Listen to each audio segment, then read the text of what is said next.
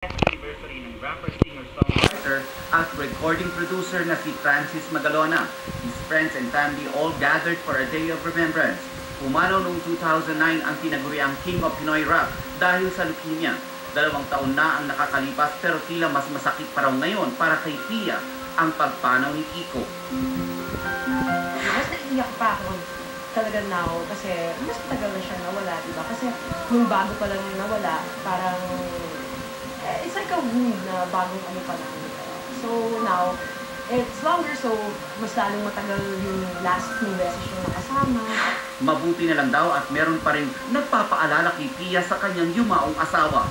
Of course, because all my children naman represent. So, yun. So they, of course, reminder ko from him. Yan, ang ano namin, love namin. So, that's where dyan sila, and bababait sila.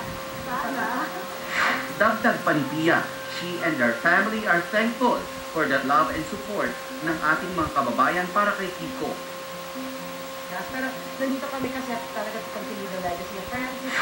So, yun, madami na-inspire sa amin. Maraming salamat naman at gano'n lang yung nangyari. And kayong nag-inspire din sa akin para maging strong.